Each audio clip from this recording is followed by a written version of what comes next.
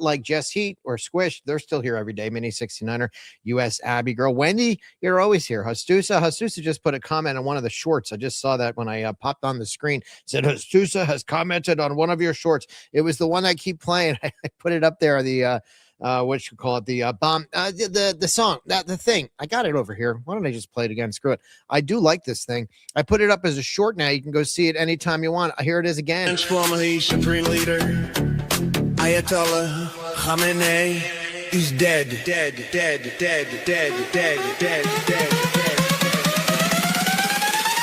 Ayatollah Khamenei is dead.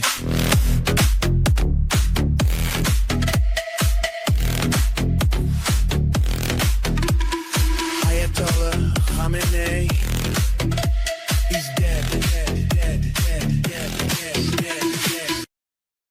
Sorry, I was dancing to them. What's up, Don? What's going on? I see Killian in the chat. I like that thing. I put it up on the shorts now. We have shorts now on Rumble. They should just call it Schwartz, but they don't. They call it shorts. So you can go check it out every day on the page. If you missed some of the show and you want to see some of the highlights, we've put them up there, like 18 seconds in a clip. Some of you might get mentioned. I don't know, like Papuian, who just joined the chat. Good morning, everybody. Driving and won't be able to stay in the chat, but I hope you have a great day. I talked to Pat this morning on the text message.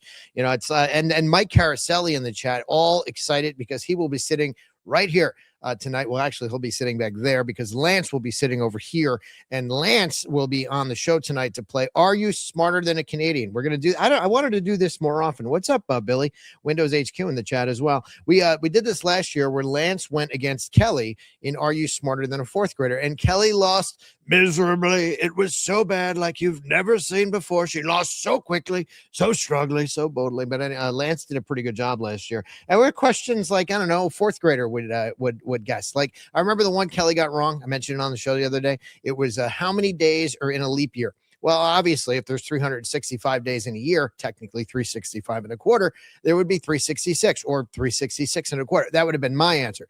Kelly was like, and then Lance came right out with it. And I'm like, what the fuck? Seriously.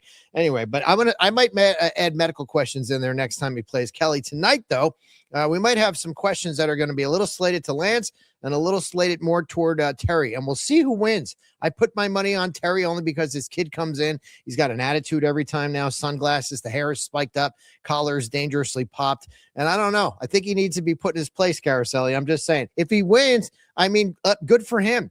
He's going to win a trophy that I've created out of tinfoil and a year supply of a lifetime supply, of rice-a-roni, the San Francisco treat. He will be eating that and sick of it. Yes. Anyway, it'll be fun. Tune in tonight at 7:00 and see what's going on. We're going to talk a lot about, well, let me start with this. Let's start with the headlines because that was my plan. There is 100% chance that the Kurds invade Iran. That is per a CIA whistleblower agent. His name is John Kirikow. Also, Secretary Hexas said there is no plans to allow waves of Middle Eastern refugees displaced by the Iranian campaign into the U.S. That is good news. I told Pete no on that one. Also, the FBI investigating suspected hack on a sensitive network used to manage wiretaps and intelligence surveillance warrants. That's interesting. We'll see what comes out of that. President Trump says Kristi Noem lied to Congress about getting his approval for a $220 million ad campaign featuring herself. Now, I'm going to get to that in a minute because there's a little bit more to this story than I think you might know, or maybe there isn't. Who fucking knows? Trump on Tucker Carlson. I don't know if you heard this. He said MAGA is saving our country. MAGA is making our country great again. MAGA is America first. And Tucker is none of those things. And Tucker is really not smart enough to understand that. Tucker Carlson's been going a little bit off the rails along with Candace Owens and who's that Nick Fuentes. That kid's nuts. He's nuts. He's so nuts. Even the Wake Up Patriots won't play him. Wake Up Patriots rating the stream. Nice to see everybody coming in. Stacey TX doing the pledge. You're a little late. Hastusa does that way before you. Anyway, who else is in here? Where's George? What about George? George actually called me yesterday. I had proof of life. I know George is alive because he called. Sometimes on the show, I think it's AI, but he did call. Senator John Fetterman calls for President Trump to double down on deporting criminal migrants. I mean, I guess we got lucky with this guy. I guess we got lucky. He had a stroke. I don't know what to make of it anymore. He still pushes the button for the Democrats, but he's saying the right things right now. And Trump is also saying he doesn't have any concern on rising gas prices, which I'll get to in this show as well. And President Trump also said Cuba is going to fail too. Or he said, I'm sorry, I read that wrong. Cuba is going to fall too. There you go. I can see that for. Let's start with this. I want to talk about really quick before I say hi to Christy Gleason in the Facebook chat. Oh, by the way, before I get there, Christy Gleason, you might as well stick around in the fake book. And I can't even call it that anymore because we got like 600 followers in the last 2 days. Something happened on Facebook. I don't know what. I'm not sure when. I don't know where. And I definitely don't know fucking how. But we are getting people to actually follow us on Facebook for a change. It has been really weird. A lot of the posts in the last couple days, like some will get like 2,000 likes and multiple comments. One had like 300 shares on it, and then the next one will get 0. It's all the freaking social media that I talked about yesterday, the TikToks, the Instagrams, the Facebooks, and whatever the fuck else we use. LinkedIn, I think we're on X's too, X as well, excuse me. And I have no idea what the algorithm is. I don't know how to get around it. I don't know what to do for it. All I know is we just keep putting stuff out, and eventually we'll break through the wall, and that seems to be working. So we'll just try to figure it out. Let me just say something though that I've been noticing for a while now, and maybe it's coincidence, maybe it's not, but I think the Trump team watches this show. I do. And I say that for a reason. Donald Trump has copies of all my books. He has Fauci's fiction, he has vaccine fiction, and of course, The Only Way to Save America. That last one is important because in that book, I laid out a series of policy ideas that I believe are necessary to fix this country.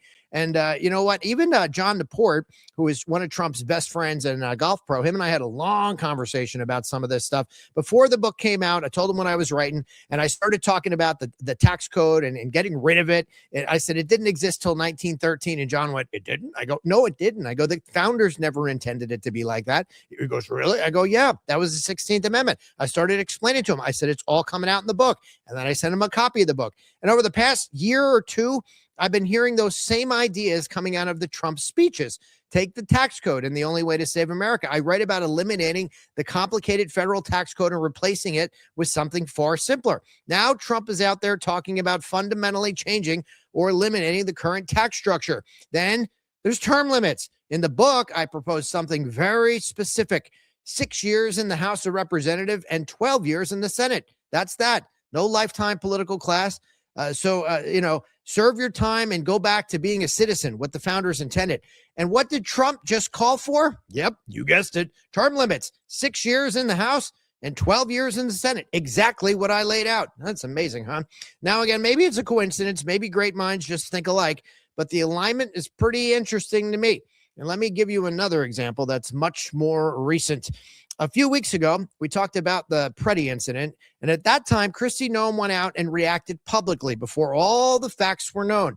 She jumped on camera. She made statements before anyone had fully investigated what actually happened. And right here on this show, I said something very simple. I said, if anyone should be fired over that situation, it should be the person who reacted irresponsibly without the facts. And that was Noem. Leadership requires discipline. You don't make public accusations or pronouncements until you know what actually happened. We talk about that all the time. And now look at what just happened. Noem is out. Again, maybe it's coincidence, but I'm noticing a pattern here. And if the Trump team is watching, which I think they might be, then I'll say this directly. There are a lot more ideas in The Only Way to Save America that would be very good for this country. So feel free to keep reading and let me know if you want feedback. The chat is always willing to chat. Okay, let's do this. Let's talk about what's going on in the world. And the first one I'm going to start with is, of course, Kristi Noem. But I'm going to play the ABC version because they are so happy. ABC, NBC, fake news, MS Now, fake news, CNN, fake news, CBS. They're all fucking happy. They want everybody to fail in this administration. You know that. But, I mean, as far as, her being out, I did say it weeks ago. I said, but don't do it because you're going to look complicit. I said, if you're going to do it, wait a while. And guess what? He did. Watch this. She was one of the most high-profile members of the cabinet. And tonight, Homeland Security Secretary Kristi Noem is out, fired by President Trump, the first major shakeup of his second term. Today, they're letting me roll with them. Noem's tenure defined by controversy and flashy photo ops. For the president, a $220 million taxpayer-funded ad campaign may have been the last straw. I'm Kristi Noem. The secretary seen galloping through Mount Rushmore. Anyone who searches for freedom can always find a home here. Tuesday, Republican Senator John Kennedy grilling Noem about taxpayers paying for that campaign. The president approved ahead of time you spending $220 million running TV ads across the country in which you are featured prominently. Yes, sir. We went through the legal processes, did it correctly. Did the president know you were going to do this? Yes. He did? Mm-hmm. Yes. Okay. Kennedy deeply skeptical. That's not the president of the United States I know. And in fact, after the hearing, the president of the United States called me. Let me put it this way. His recollection and her recollection are different. Tonight, administration sources telling me Noem's ouster was the culmination of her many unfortunate leadership failures. Flashpoints laid bare this week in two bruising congressional hearings. Noem was pressed on the chaos in Minnesota. Federal officers killing protesters Alex Preddy and Renee Good. Noem quickly characterizing the victims as domestic terrorists just hours after they were shot dead. That is the definition of domestic terrorism. Tuesday, the secretary refused to apologize. Do you want to apologize for that characterization that they were domestic terrorists? I will continue every day to get up and to work hard to give everybody factual information. Noem was also asked to explain her relationship with her powerful top aide, Corey Lewandowski, President Trump's former campaign manager, whose official role was a special government employee. Secretary Noem, at any time during your tenure as Director of Department of Homeland Security, have you had sexual relations with Corey Lewandowski? Mr. Chairman, I am shocked that we're going down and peddling tabloid garbage in this committee today. Noem even called to task for writing in her book that she shot and killed her family's rambunctious puppy. A 14-month-old dog is basically a teenager in dog years. You decided to kill that dog because you had not invested the appropriate time in training, and then you have the audacity to go into a book and say it's a leadership lesson about tough choices. Today, President Trump announcing on social media that Noem was out. Sources tell us he called to inform her just minutes before she took the stage at a speech in Nashville. The president's pick to replace Noem, Oklahoma Senator Mark Wayne Mullen. I spoke to him on the Capitol steps. Is there any learning lessons that you have picked up from Noem and the ways in which you want to lead the agency a little bit differently? Kristi is a friend. She was tasked to do a very difficult job, and I think she has performed the best she can do underneath the circumstances.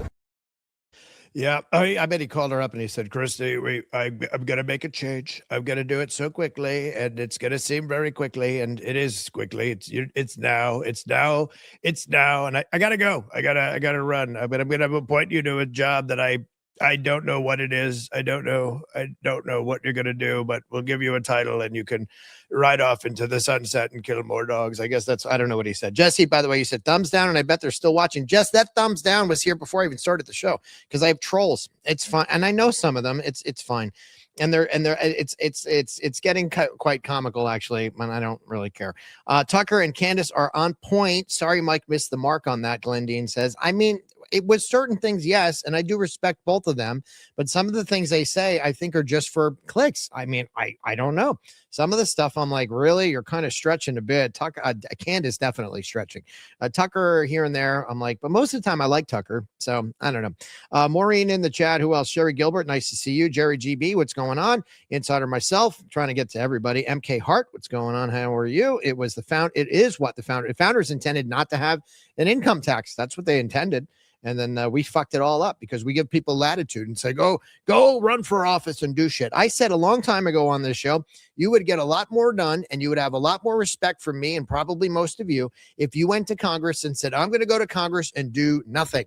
That's what I'd rather have you do. I don't want you to go to Congress and start making up bills. I don't want more regulation. I don't want more laws. I don't want more bullshit. I would rather have you go and say, I'm going to dismantle the whole fucking thing. That's what I want you to do because you guys, everybody before you has made a fucking mess of it. Sorry for the cursing, but cutting edge, Dr. Mike, is what MK Hart said. I heard Noem was digging too much, Jess Heat says. I mean, this thing with Corey is ridiculous. You know, Corey from New Jersey was the first campaign manager in the first Trump campaign. Got it. He gets ousted. He comes back, he gets ousted again. He comes back. Eventually, he'll find his way back to somewhere in the administration. He was in a role that was unpaid. Look, I don't care what they were doing. I don't care about people's personal relationships. I care what you do and how you get shit done and what buttons you're going to push, because I don't want to have to get involved in your bullshit. I don't care. I have enough bullshit in my life. I don't have to be worried about everybody. I don't know why everybody gets so worried about everybody else's bullshit. I just want to know my gas is lower, my interest rates are lower, that my stepson can afford a house, that you can all get into Rumble, and you can all pay your bills because we're not getting fleeced. But you know what? Whatever. Everybody's worried about other shit. Now hearing Noam obstructed Butler assassination attempts. Really? Insider myself? I don't know. I heard the people who found who, what? I heard she found people who were hanging out with unidentified minors on airplanes, not to do with the Epstein files. Wow, Jess, that's a big accusation. Where'd you hear that? Hope it wasn't from Candace Owens. Sorry I'm late. I had a visitor, Pat Carr. Sheesh, guys, Pat, you are late. You got to pay the $5 fine. Glenn Dean said, do you notice the pattern when something happens in Washington, D.C., you'll get 10 stories, probably none of are true, and you'll never know why Noam got. I know why Noam got fired. I told you that day when she said that. Donald Trump does not want to look bad. He's a populist, all right? And you gotta number one job when you are in the administration, when you're a cabinet member, is to represent him. Okay. And when she did that day, I was cringing. And if I was cringing, he was cringing. He was cringing even more. But he knew that he came out that day and fired her, it would look really bad. But at that moment, he was thinking, oh, all right, she's number one on the chopping block. We're going to get there at some point. Wait, she's fired. Goodness, who's replacing her? I just played the story, Urs Mommy. It's Senator Markwayne Mullen, who I like. We went to the Capitol not too long ago when Jaden was working over there, and he was bouncing a ball. He was just bouncing a ball in the middle of the Capitol, and Jaden goes, look, it's Markwayne Mullen. He was just bouncing a ball, and it was nice to see. It looked young, not like Mitch McConnell, who was just, he was kind of just bouncing in his chair. It was really bad. Don says she has not been fired. She is now heading up a brand new department, a demotion maybe. Well, she got fired from that job. It's, in all due respect, Don, it's a firing, because he doesn't want to, he's got to save face somehow. So he just gave her it. They want to make it look like that, but she's going to a job that doesn't exist, that no one knows about. And we don't need new departments. He created that position just so she could be a special envoy to just go and ride off into the sunset. Don't kill anybody on the way up. Let me scroll to the bottom of the chat. Who was in here? Jesse, how about Alex Stein calling what's his face a Cyclops? Who's what's his face?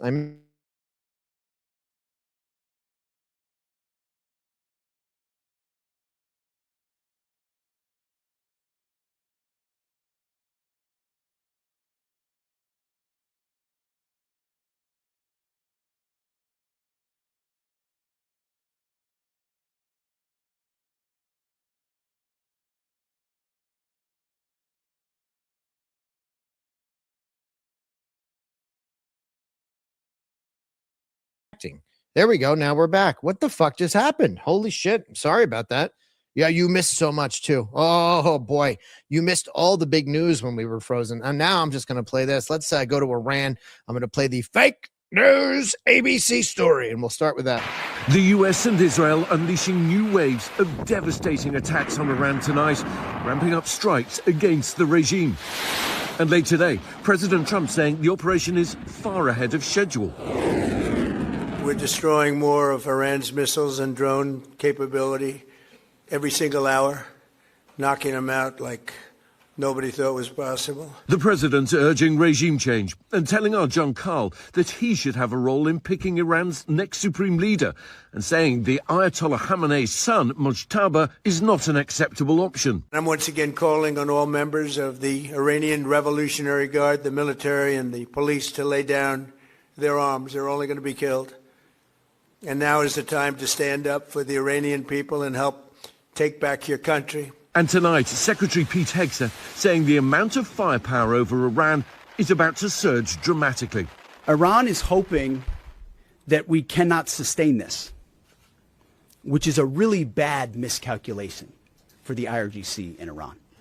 Israel releasing video of a mid-air dogfight over Iran. The IDF saying an Israeli F-35 stealth fighter shot down an Iranian warplane, marking the first ever confirmed air-to-air takedown by an F-35. US B-52 bombers striking Iranian ballistic missile and command and control facilities. And tonight, the war widening. Israel fighting on two fronts, striking Iran and Lebanon, pounding Beirut. Allahu Akbar! Our Matt Rivers is there. It sounds like incoming.